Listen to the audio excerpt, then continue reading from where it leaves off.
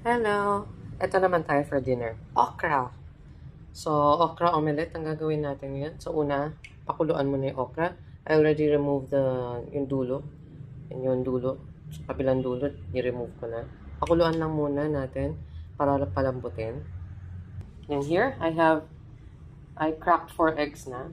Haluan natin ng kamatis.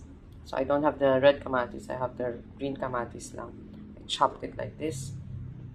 Haluan natin yan. So, yan. Haluan natin dyan. Then, lagyan din natin ng konting parsley.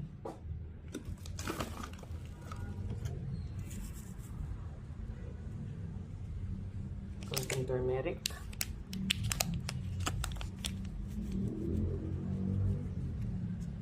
Tapos, ang ating salt.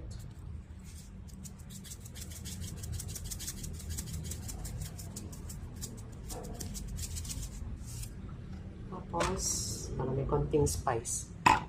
Lagyan natin ng sriracha. Mas masarap. Maanghang, medyo mas may kick. Mas masarap kainin, mas gaganahan ka kumain. Yan. Halo-haloin mo.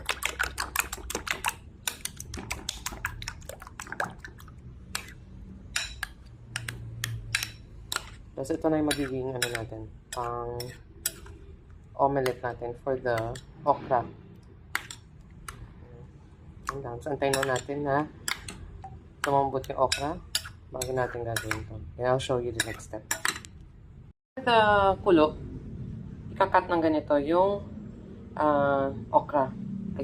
I just can't hold the phone and do the cutting kasi mainit, diba? So, I use this, hold, and then cut lang. Yan. So, ngayon ito ang gagamitin natin na merong coating nito. Tapos, i-pan fry natin. Ihipid na yung natin. Yan. Dami ng water droplets.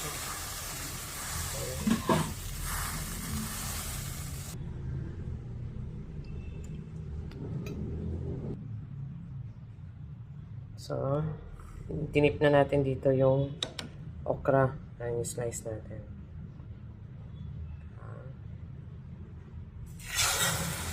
Lagyan ko na ito ng olive oil.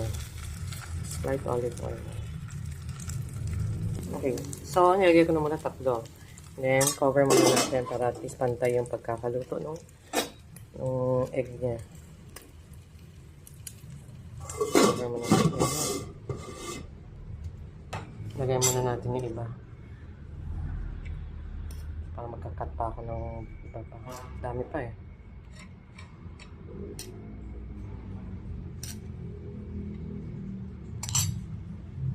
Yan pa, ang dami pa.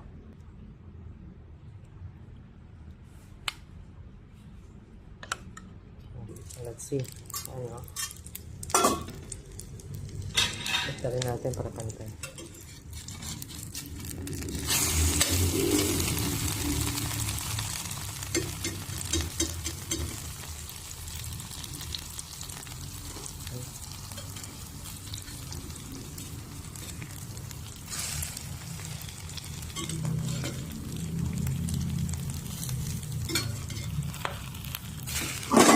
Ay, sorry. Ako nagulat yun. Let's put some more.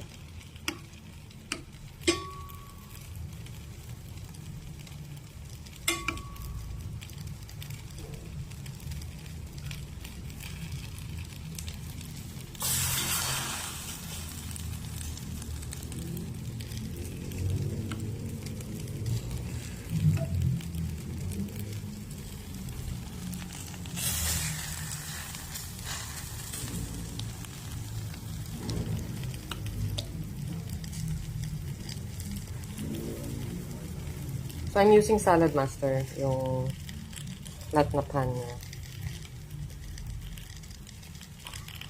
Salad Master ko, puro lumang models na. Pero, happy ako kasi, kahit luma na, long lasting kasi ang Salad Master. Good investment yan. So, luto na. Ang tatlo natin.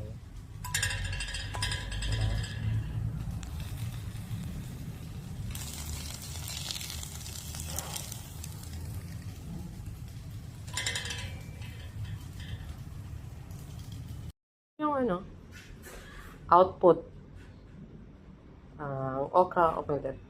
Simple okra omelette. Meron pang natira na nandito pa. Yan na lang. Nakakasigurong